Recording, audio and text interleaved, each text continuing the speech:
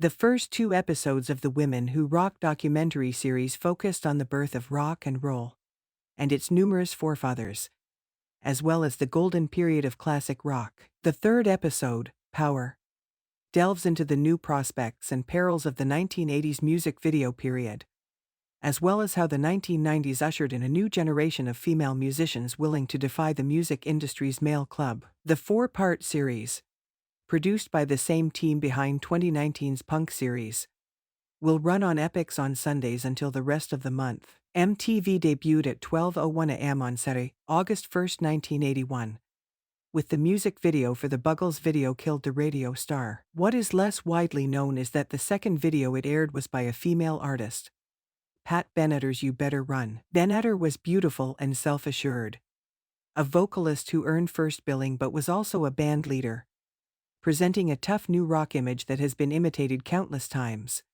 with a voice that could cut through the loudest electric guitars. Like other characters in the series, Benatar, a working-class New Yorker, didn't feel there was anything a woman couldn't accomplish as well as a man and, like other characters in the series, was motivated by her hardworking and tough-minded mother. Her music videos would help establish her multi-platinum career, and she describes the leotards and skin-tight stretch leggings she wore as feeling like she was wearing a suit of armor. At the same time, she was cognizant of the limitations of beauty over artistry, as well as the male eye's leering glance, and she kept strict control over her image and profession. Benatar was only the tip of the iceberg for a slew of female singers who took advantage of the music video genre. Artists like Cyndi Lauper and R&B veteran Tina Turner portrayed strength and authority, influenced by punk rock's peacocking dress sense, while Madonna flipped the sexualization of female singers on its head. She was transforming herself into a sexual object,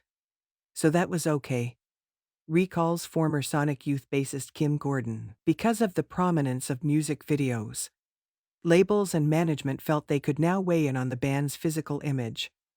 According to guitarist Nancy Wilson, hip-hop emerged as an artistic and commercial force to be reckoned with in the 1980s. As the decade progressed, an increasing number of women rose to prominence. They ranged from the streetwise Roxanne Chant to Salt and lighthearted Peppa's sexualized pop to Queen Latifah, whose ladies first advocated for women's position in hip-hop and history. Disappointingly, no female MCs appear in the episode to tell their own stories, which is a glaring omission considering their continued relevance in not only hip-hop but also mainstream music in general. Female musicians, on the other hand, were frequently forced to conform in a medium that placed a high value on appearance. Heart, who built their name in the hippie and hard rock eras of the 1970s, had a glam metal makeover with loads of cleavage and teased hair. Similarly, 80 Seconds R&B gets minimal consideration. Where are Whitney Houston, Janet Jackson, and Sade? The program included pieces on vocalist Jody Watley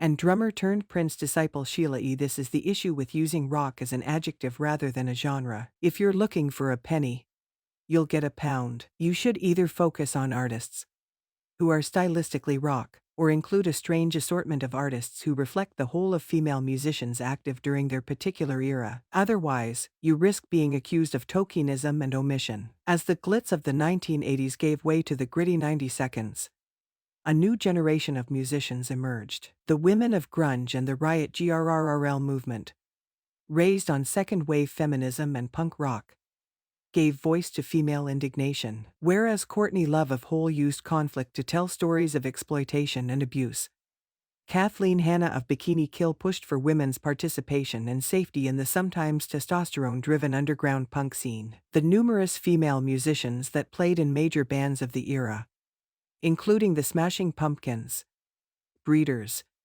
and the all-female L7, are sometimes neglected. At the same time, a slew of exciting new solo artists took advantage of alternative rock's inroads and presented new and unique stories centered on the female experience. While ample time is spent documenting Sheryl Crow's struggles to be taken seriously and gain control of her career, other artists are passed by with little more than a mention. Of course, this is the danger of covering such a wide swatch of artists, but at the same time, it speaks to the greatness of their contribution. With one episode left, It will be interesting to see how Women Who Rock ties everything together in the new century. Thank you for watching. Please don't forget to subscribe and comment below.